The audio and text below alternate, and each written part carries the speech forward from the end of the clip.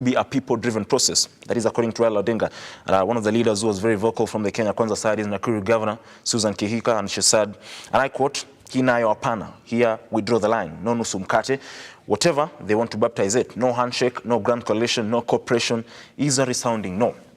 That, of course, brings in another debate, because like Raila Odinga said, if there will be no meaningful commitment from the other side, that is what they said, from the other side, they said they will be going back to the streets. So it now opens a wide,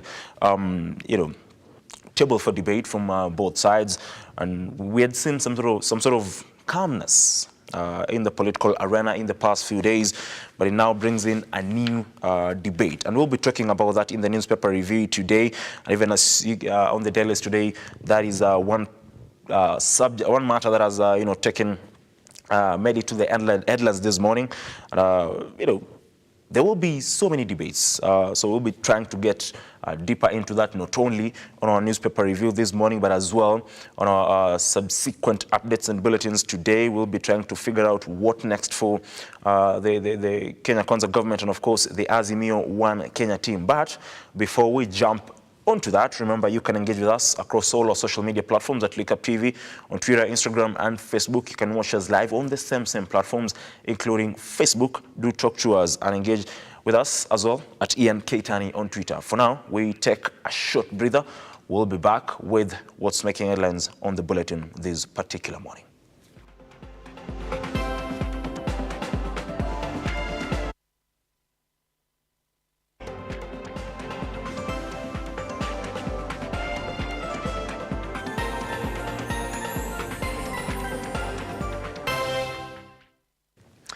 Now, the Azimio leader, Raila Odinga, now says that parliamentary process may not address their concerns.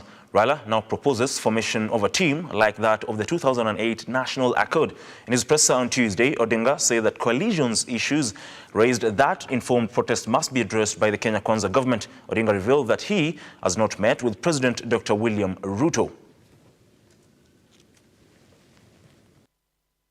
Exactly 2 days after the former Premier Raila Odinga accepted to go with the bipartisan approach proposed by President William Ruto, the Azimio principal has come out to strongly state that the government has to swiftly act on certain matters that do not require the bipartisan parliamentary committee's input. The regime must take immediate steps to bring back the cost of unga to Kenya shillings 100 as at the time of the election. We further resolved that Kenya Kwanza must take immediate steps to lower the costs of fuel and put a freeze on the recent increase in the cost of electricity. These are not matters for a committee. They are things that the government just needs to take a decision and implement. Odinga has also stressed on the need to objectively and conclusively resolve issues that arise from the August 2022 general elections. This meeting agreed that auditing the 2022 election service is necessary and urgent. And here we add that we require forensic audit by experts. 3.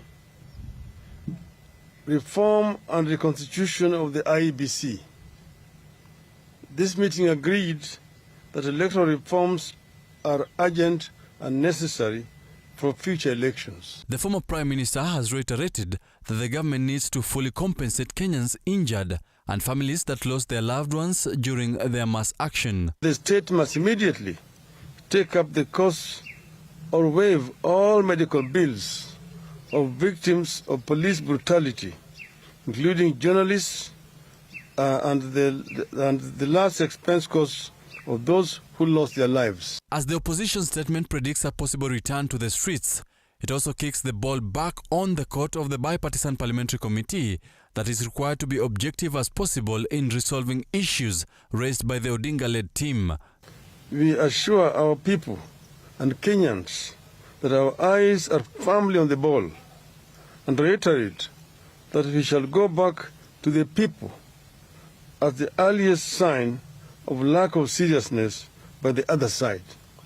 In other words, If the other side is not serious, we will go back to our people and continue.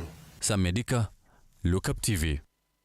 Now, on to the same matters. The National Council of Churches of Kenya, NCCK, the Kenya Conference of Catholic Bishops, the Supreme Council of Kenya Muslim SUPKEM, and the Kenya National Commission for Human Rights have lauded President Dr. William Ruto and opposition leader Raila Odinga for embracing a dialogue for the sake of peace in the country.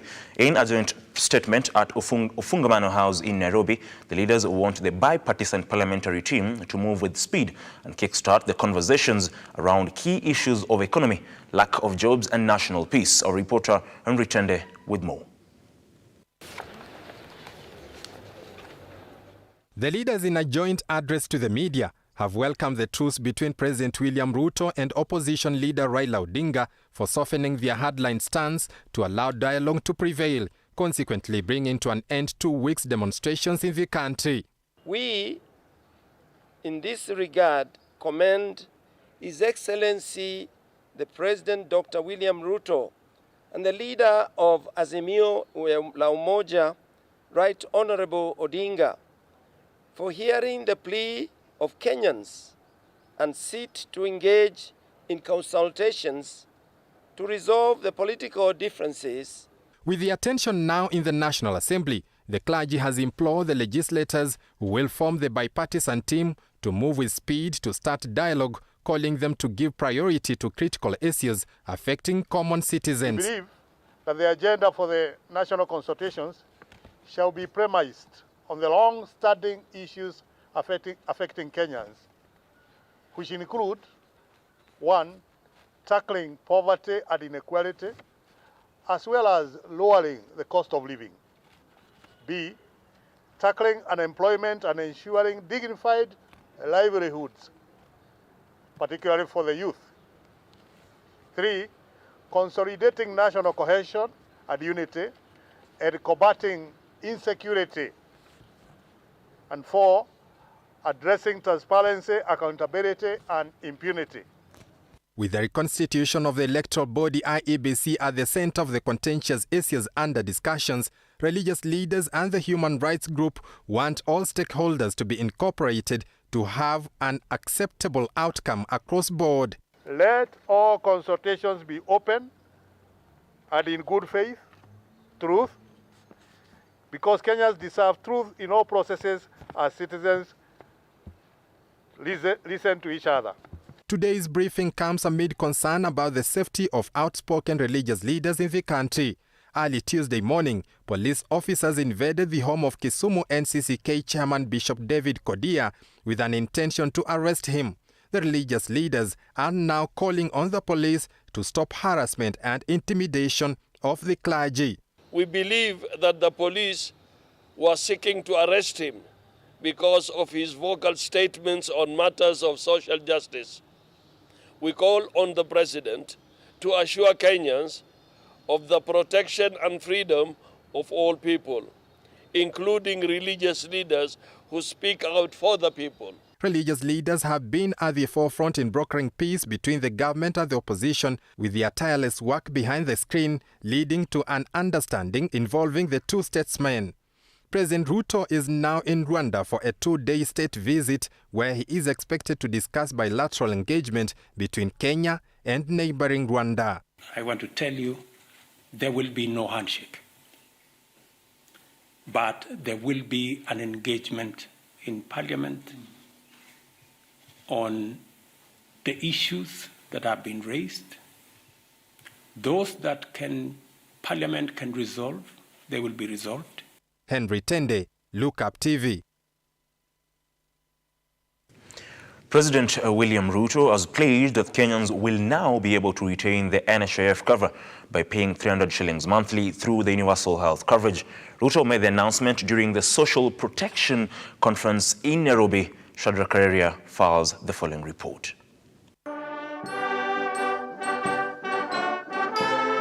Speaking during the Kenya Social Protection Conference of the year 2023, which was held in Nairobi on Tuesday, President William Ruto stated that it is appealing to neglect vulnerable citizens which impairs the nation's bottom-up approach to an economic transformation. The government has allocated 28 billion to support cash transfer programs implemented by the State Department for Social Protection.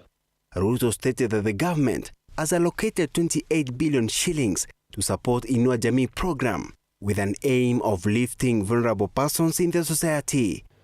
We are in discussion with stakeholders in that sector to actualize the commitment I made to the people of Kenya that we will make NHIF contributions affordable. President William Ruto announced that the government will start disbanding the fund before the public servants' salaries starting the 1st of June. We are having conversations with the county governments, and within the next few weeks, we will be rolling out the program that will also make it possible for us to now pay stipend to the 100,000 community health workers or volunteers across the country, again as a means to bring the people at the bottom of the pyramid on board. According to President Ruto, 16% of Kenyans currently live below the poverty line, as number peaked during the COVID pandemic, reaching 8.9 million people. That have challenges to access to food. We have undertaken that every county government that provides school feeding program, we are going to match the funds as national government so that we can get more and more of our children to access food in school. Schemes not to view the changes and the seriousness you have taken to transform National Social Security Fund as a threat. This is a compliment, and I would urge them also, and I would urge planners and policy makers to come up with a policy that can condense all social security pension schemes into one large insurance scheme that can cover everybody. I believe the outcomes of this conference will directly impact the lives of many Kenyans. So we want to thank you, Your Excellency, for taking time to be here physically with us, because I believe that comprehensive social protection will make a big difference in the lives of many Kenyans. Shedrack Kareria, Lookuptv. Now, a lawyer and businessman have been charged at Milimani Law Courts with defrauding a U.S. citizen over $139 million of fake gold. Gladys Masharia with the details.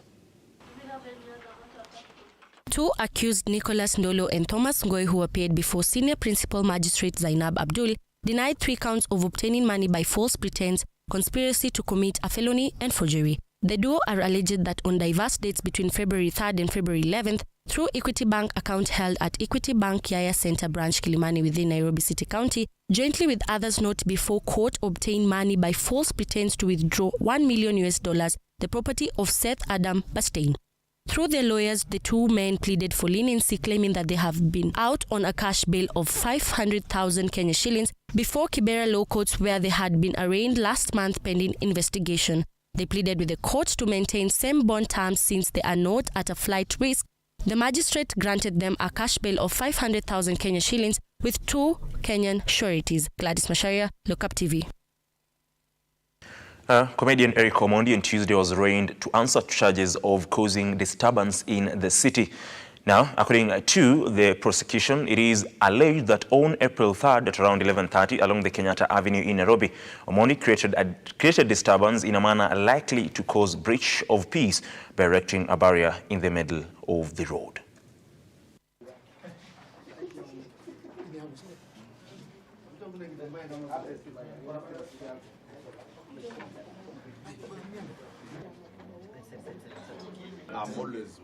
Also become a comedian. The accused is only but a national hero fighting for the rights of those who do not have food or who can't afford. Criminalizing such an issue, the courts are being used to stop rights of Article 37. The right to picket, the right to make noise, the right to associate. And if indeed it is a question of blocking a road, that's obstruction of a road, that could be a traffic offense. The state does not object to the release of the accused person on bond or cash bail. Therefore, I set the cash bail at 5,000 shillings, matter to be mentioned for pre-trial before this court on the 13th.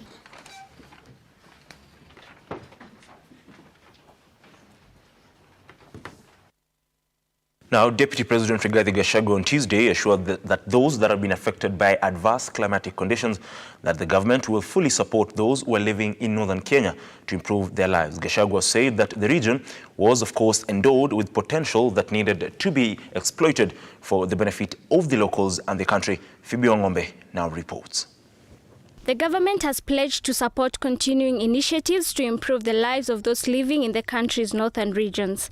Speaking on Tuesday at the Kenya School of Government in Lower Kabete, Nairobi, during the North and Northeastern Development Initiative Consultative Forum, that the area was endowed with potential that needed to be realized for the good of the people. Northern Kenya region has vast lands that can produce enough food for consumption by the people of Kenya and have surplus for export. According to Gachagua, the initiative consists of 6 main projects which cost over 100 billion shillings and covers 10 counties, namely Garissa, Isiolo, Lamu, Mandera, Marsabit, Samburu, Tana River, Turkana, Wajir and West Pokot. I therefore want to really welcome the World Bank support, and I want to urge the leadership here to work day and night with the World Bank so that we have serious interventions. In a rejoinder, the Prime Cabinet Secretary Musalia Mudavadi has promised the European Union member states that every shilling from the European Union grant kitty directed to drought risk management will be used prudently. We'll also ensure that additional funds are used prudently, Mudavadi, who stressed on the government initiatives being implemented as drought preparedness and response measures that will improve the food security of most vulnerable populations. We are therefore taking proactive action to put in place long-term measures that will address the challenges posed by cyclic droughts. Bibi Wangombe, Lookuptv. Much Phoebe Ngombe. On Opinion Matters today, we sought to know the opinion of Kenyans on DP Rigathi Gachagua's defiant on handshake between President William Ruto and Raila Odinga. Listen in. And today on Your Opinion Matters, we are in Nairobi County asking Kenyans about the Deputy President's stand against the Ruto-Raila truce. And this is what they had to say. Hii maneno ya Gachagua kukataa maneno ya handshake. Naona ni mzuri. Kwa sababu huyu mzee ama huyu rais wetu wakati alifight hii serikali alikuwa na Gachagua, na hata hao wengine wangepata hii kiti, sidhani kama wangefanya handshake na mheshimiwa Ruto. So naona handshake hapana, lakini kazi tutafanya pamoja. Wakitaka kazi tunafanya, lakini handshake hapo tunakataa. Na okay, my opinion kuhusu hiyo story handshake, sasa tukiangalia sasa kieconomy Kenya sasa tuko down sana. Sika kwa wananchi, like ukiangalia sasa ya food prices ziko juu.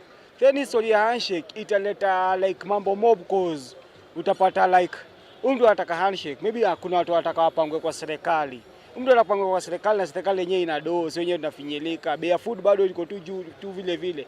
Cause ukiangalia baadhi story ya demos sema demos kwa tuone imeteza tu benefit. Tumepoteza kwa wafanyabiashara kama hustler, si wenyewe bado tumepoteza pia bado. Mavijana pia bado. So tunaweza sema imeleta change kidogo, at least there's on a peace. Hii mambo ya handshake either iko ama iko, it's all the same. Kwa sababu wase si politics wanafanyanga politics, it's for them. So until the time yenye Wakenya watakama wakae chini wajue zile vitu zote hawa wase wamekuwa wakifanya since a long time ago, the politicians, what they have been doing ndio tutakam to an agreement tujue wase wanga wanatuchezea. So for him kukata hiyo handshake kwa sababu anajua amesoma from the previous regime vile Ruto alifanywa na Uhuru. So kulingana na swali venye umeniuliza, siwezi kubaliana na DP Gachagua kwa sababu Gachagua ana ile interest ya inchi.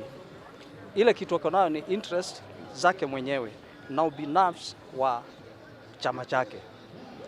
Mimi ile kitu naweza sema mtu yoyote ama wao watu wakienda kukaa chini, kama wanaweza sahau interest zao, kama wanaweza sahau matakwa yao wenyewe, wafikirie inchi kwanza, basi mambo itakuwa sawa.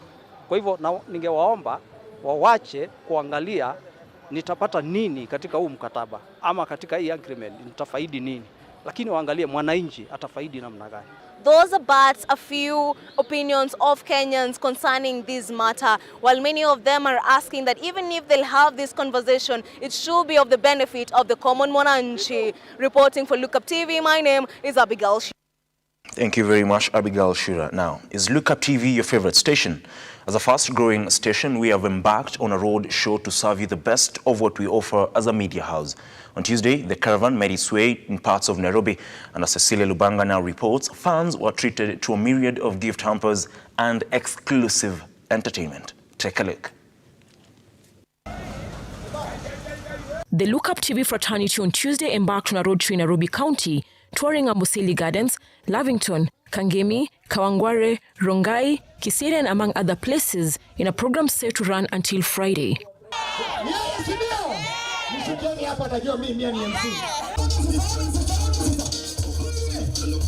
Fans of Lookuptv turned up in large numbers for an opportunity to interact with their favorite TV hosts and reporters, gracing the various programs on the free-to-air TV station.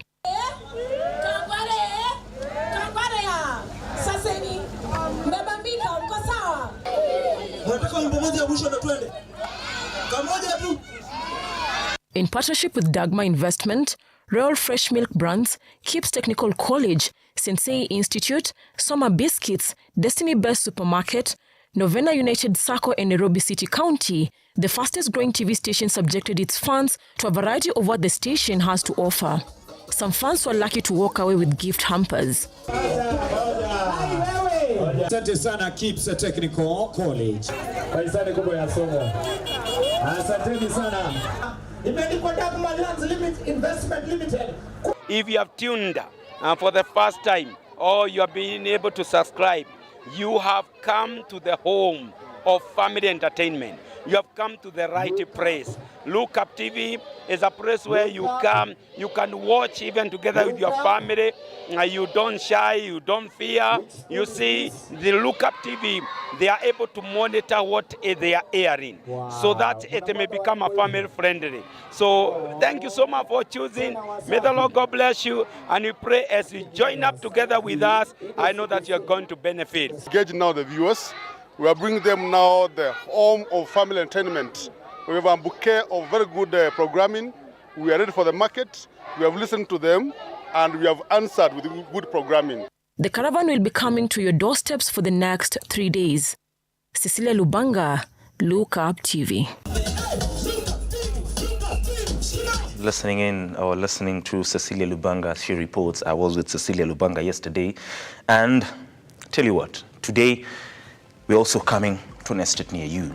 Our anchors, Fiona Kenga, Nancy Nelema, and our reporters, Homri Tende and Shadra Karia, together with our sports guru, Robert Chacha, will be, of course, touring estates near you, and be sure to get proper entertainment.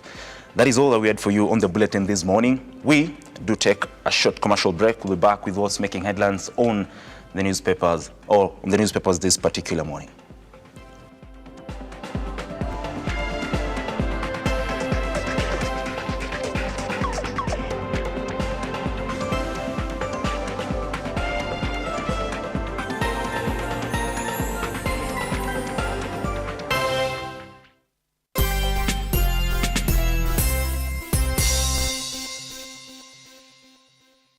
Nairobi County, are you ready for the biggest TV roadshow Lookuptv, the fastest growing family entertainment channel, will be coming to you live from your estate in partnership with Nairobi City County, Royal Fresh, Destiny Best Supermarkets, Kips Technical College, Dagmar Lands Investment Limited, Sensei Institute of Technology, Stima Sacco, Emory Hospital, Kasarani Sports View Hotel, One Kims Investment Limited, and Ultrabet. Starting on the 4th to the 8th of April, our caravan will be traversing through the following routes. 4th April, Amboseli Gardens, Lavington, Reruta Satellite, Dagoretti Corner, Kibra, Langata, Rongai, Kiserian, Gataka. 5th April, Jogorod, Makongeni, Hamsa, Pipeline, Tasia, Donholm, Buruburu, Umoja, Kayole. 7th April, Juja Road, Pangani, Mlango Kubwa, Mathare, Huruma, Kariobangi, Dandora, Babadogo, Mathare North.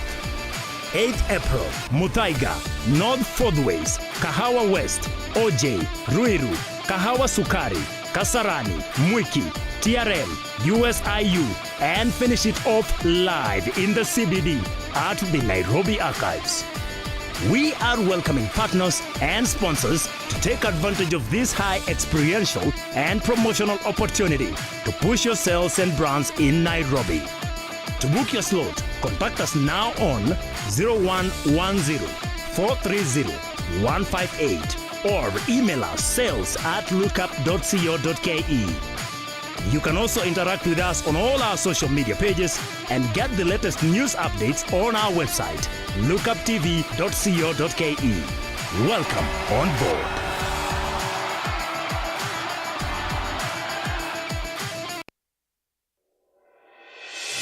A man, a symbol of strength, power, and leadership. What does it take for a man to meet society expectations of provision and leadership? Lazima uwe mtu wa bidii, lazima ukija kuwa lazima uwe ni provider, wewe ndio unatoa kila kitu. In our weekly episode of Born a Man. Kusurvive kwa shule ilikuwa ni noma. Yeah, getting something to eat bado, especially in my last 2 years ilikuwa ngumu sana. Moving from State House Road to Kahawa Wendani, where they came back to be hosted. We embark on telling stories of what it takes to become a man in today's society, like it has never been told before. I know men, we are cowards. Because tunaambiwa watu ati kufa kimwanaume. Kufa kimwanaume, that's nonsense. This is the life of a man.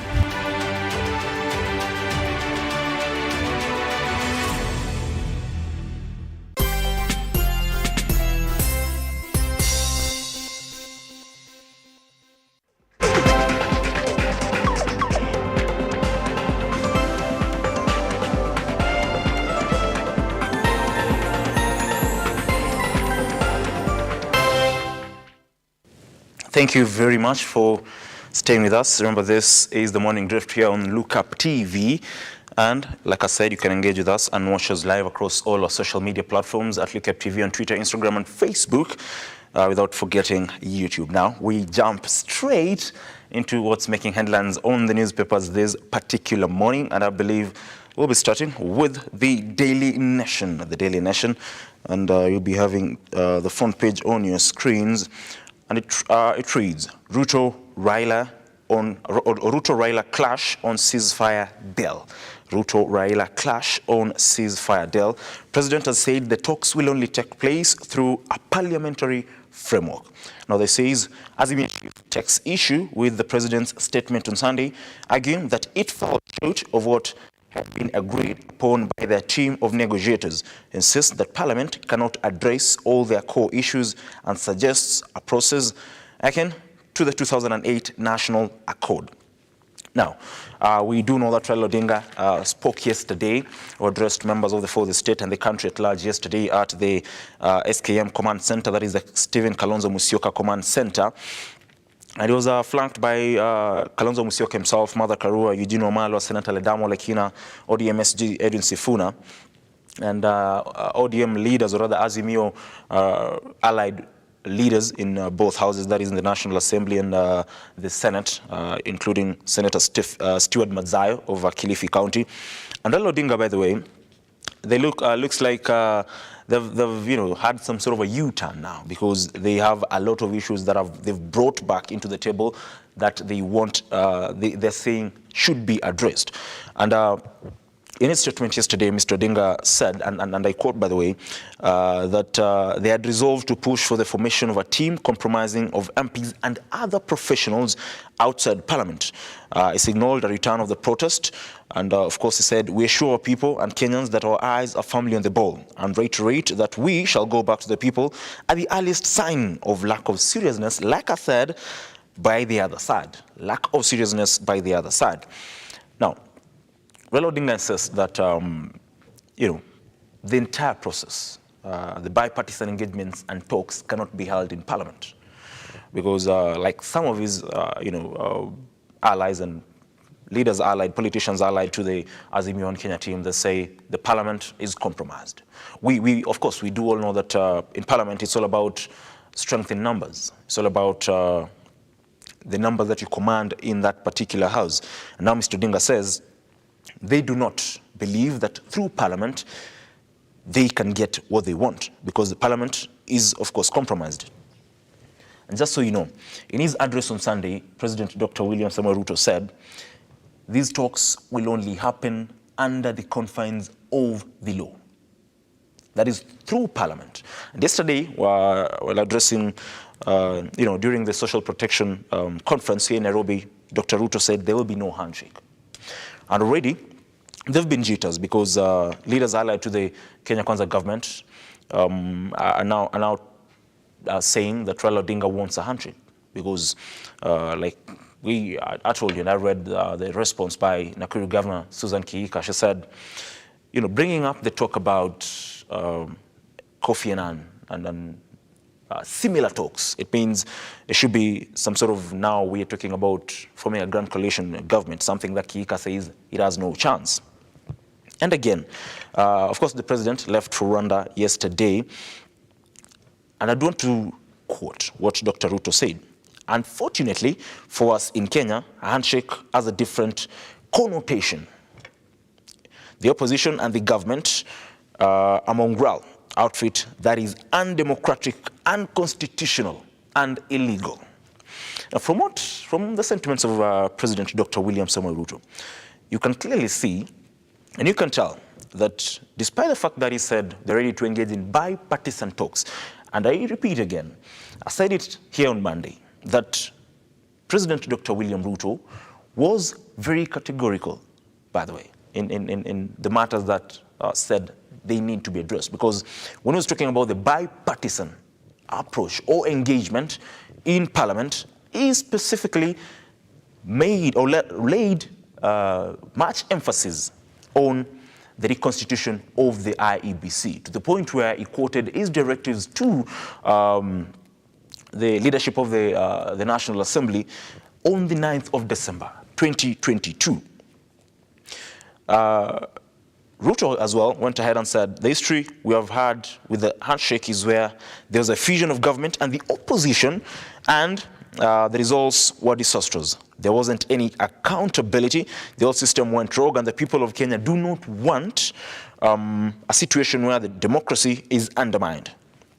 Now, like I said, this now opens a huge door of debate, and it looks like President Dr. William Samoei Ruto and the former Prime Minister are now headed to yet another collision path, or collision course, because if at all, the demands by Raila Odinga, because as well Raila Odinga insists that all the subsidies that were in place before Dr. William Ruto took the oath of office ought to be brought back in place.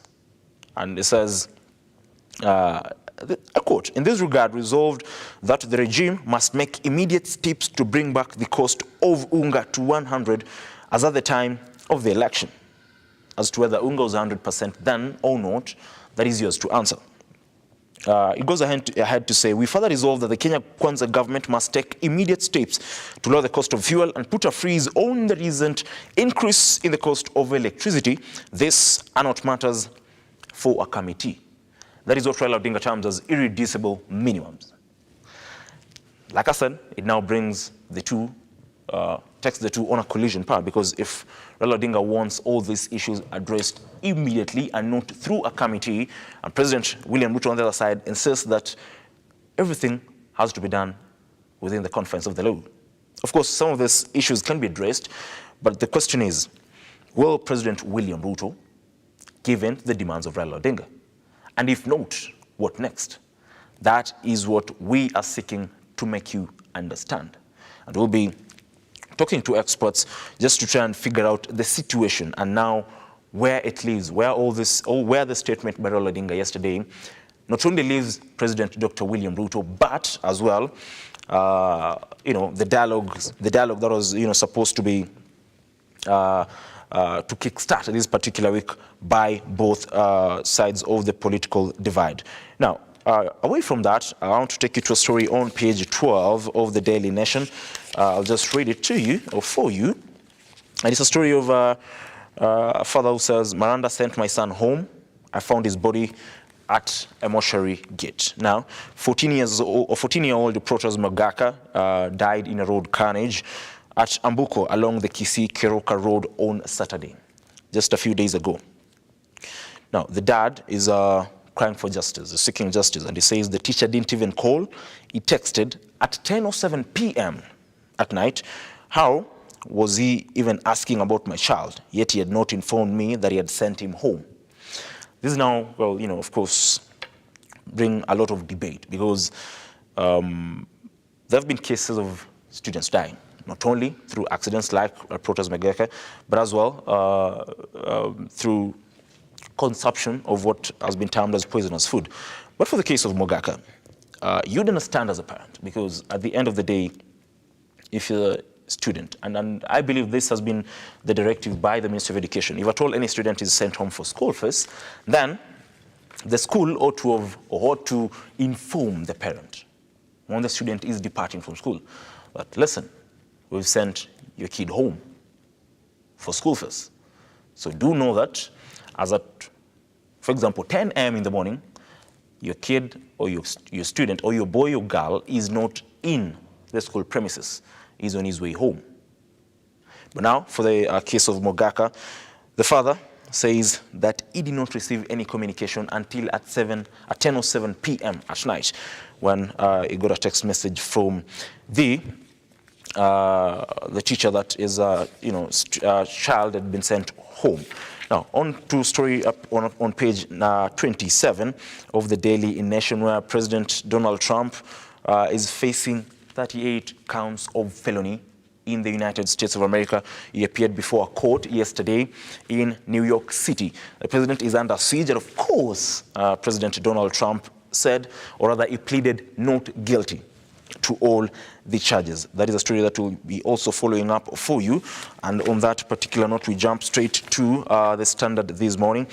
And the headline of the Standard clearly states, the truth of my deal with Mr. Ruto. That is Raila Odinga.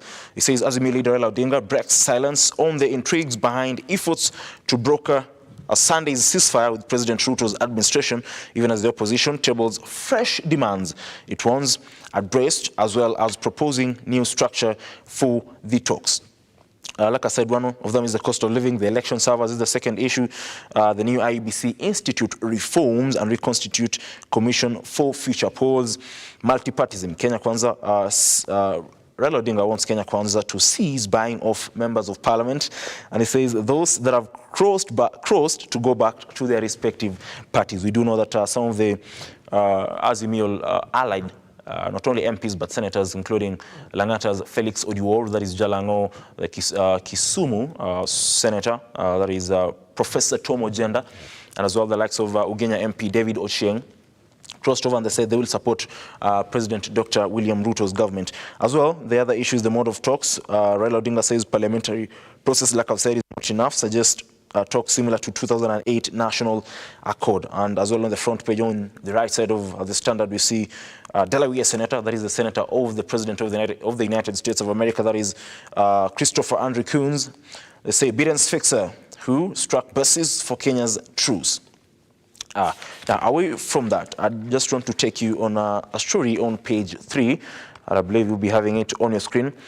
That is the story on one famous DJ, that is DJ Brownskin, who a video surfaced or resurfaced on social media this past weekend on him taking a video of his wife, ingesting poison. Now, the dad saying, it reads, "Help me find justice for my child," says DJ Brownskin's father-in-law. That is, of course, Njeri's dad. We do know that they say Albert Irungu Saden, that his daughter's name is all over social media, yet he has not healed from her death. Remember that DJ Brownskin's wife, that is Njeri, succumbed last year, and she was buried somewhere around July. And the father now says he was not aware of any marital issues between Sharon, that is her daughter, Sharon Njeri, and DJ Brownskin, and that the video caught him by surprise. The dad says that on the 29th of July, my life, as I knew, it completely changed. As I knew it completely changed. The events of the past week have shaken me to the core. They have put me on the test as a man, or to the test as a man. Father, husband, friend, and entertainer. That is in regards to the videos. And there have been talks, because this video elicited mixed reactions on social media on why the DJ recorded the wife ingesting poison without doing anything. And of course, this is subject to interpretation of the law, and we'll be following up this particular story to understand what will be happening next, whether DJ Brownskin will be charged or not, whether the law dictates that anybody who is found to have done whatever he did is culpable and answerable to the law or not. But it is a story that we'll be following up for you. Like I said, on that particular page as well, we'll see Eric Omondi, like he had in the bulletin, was charged over protest, and he was released on cash bail. On to page 4 of the Standard as well, and is the talk about Senator Christopher Andrew Coons, Biden's man on the ground who helps seal deals. Like I said, they call him Biden's Mr. Fix-It. You would understand why.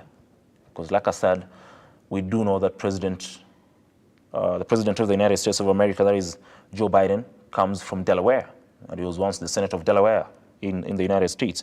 Now, Christopher Andrew Coons is the Senator of Delaware. That is why I think President Joe Biden picked him. And of course, he's a very experienced man. He's been in the political scene for some time. And you can see there a photo of the Senator, that is Chris Coons, and the U.S. Ambassador to Kenya, that is Ambassador Meg Whitman. Azimio leaders Kalonzo Musyoka, Raila Odinga, and Jeremiah Kioni, as well as Professor Makau Mutua. We do know that Senator Chris Andrew Coons did hold talks with the not only Azimio-led outfit, that is led by Raila Odinga, but as well with Deputy President Rigathi Gachagua. And he as well addressed members for the state on 18th of August when he was in the country in 2022. He was in the country just after the elections, and even before the elections he spent his time here in the country, and he was in Cuba. We do know that Senator Andrew Coons as well was in the country in 2019, and is seen there in a photo shaking hands with Raila Odinga and then President President Uhuru Kenyatta. Now, there's been talks of, Senator Chris Coons being the force behind the truce between Raila Odinga and President William Ruto, of course, alongside religious leaders in the country. And we've seen leaders weighing in on this particular issue, and Samuel Pigijo, the former leader of majority in the Senate, after, the current Cabinet Secretary for Transport and Infrastructure, Kipchumba Murkomen, was sent packing by the Jubilee administration, led by President Uhuru Kenyatta then. Samuel Pigisho, the West Pokot senator, took over, and he says, he describes Chris Coons as a patient guy who tries hard until he succeeds. And, now that a deal looked like, had been brokered between Raila Odinga and President William Ruto, the demands by Raila Odinga now puts again the talks in jeopardy. Will we see Senator Coons coming in again to try and salvage the situation? But that will of course, leave it to, it is a matter that will be, revealed with time. And like I said, we'll be following up that story for you. We'll be trying to listen in and talk to leaders in government and in opposition just to understand where they're coming from and what they need or want from these particular talks. Now, onto the back page of the Standard. And of course, when I talk about the back page, you do know that it is about sports. Barcelona, Real Madrid renew rivalry once again. We do know, and as a Barcelona fan, by the way, I know it's interesting.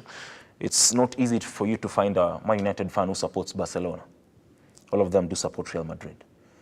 I believe because Ronaldo moved from United to Real Madrid, but I do support Barcelona.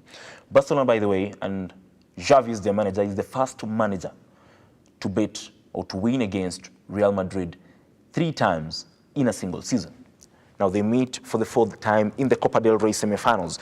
So rivals meet for the 5th time this season in the Copa del Rey semis. Catalans have a first leg advantage as they welcome their rivals to Camp Nou. It is a battle between Xavi and Real Madrid manager, that is Carlo Ancelotti. We do know that Barcelona in the leg are holding a 12-point lead over Real Madrid. And of course, they did win 4-0 against Elche over the weekend. And Madrid, on the other side, smashed Valladolid 6-0. This is a game that you don't want to miss because it will be very, very interesting. And talking about matches that you don't want to miss today, Manchester United, the great Manchester United, will be playing against Brentford. It is revenge time because Brentford did smash Manchester United 4-0 in the first leg, just the second game of the season this year. Now, on the back page as well, on page 39, you'll see high school games are ongoing, I believe in Eldoret, and you see photos of St. Joseph's Girls Keitany hockey team celebrating after qualifying for the Trans Nzoia County Games. School games are ongoing in different parts of the country, and in other regions, the games will be beginning this particular weekend. We have rugby 15s, we have hockey for boys and girls, we do have basketball and handball as well. We'll be following up these stories from these respective counties just to paint a picture for you of what will be happening. Remember, we not only follow stories here in the capital Nairobi, but our correspondents will be following up those stories for you in different counties just to give you a clear picture of what is happening on the ground.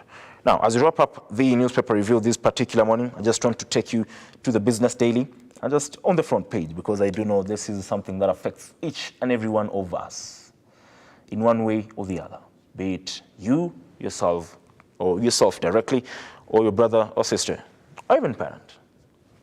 It says 67% of Kenyans jobless have given up on work search. We do know how frustrating it is to find a job in the country, and the rate of unemployment rises each and every day.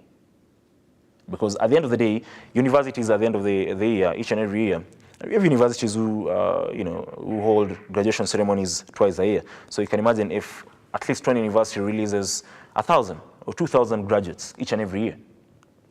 That is one university. Let's say we have 10, just at least 10. We have host of universities. Those are 20,000 new, graduates into the market. I mean, this particular story in the Business Daily paints a picture of how tough it is and how difficult it continues to be for graduates to secure jobs in the country, because you'll find someone who probably graduated years ago but still hasn't found a job. Now, that is all that we had for you here on the newspaper review this particular morning on the Morning Drift. Remember, you can engage with us on social media. I'll be taking a short breather, but I'll be back at 9 with the Newsroom Diary. But remember, Simba is coming up with a conversation from 8 to 9, but I'll be coming back at exactly 9 with the Newsroom Diary, and of course, what is making headlines on social media. Remember, beg your pardon, it will not be Simba Kiage, but Nancy Nelima will be having that particular conversation. Good morning to you. This morning, beg your pardon. See you at 9. That is for me. For now, we'll be having that conversation with Nancy Nelima.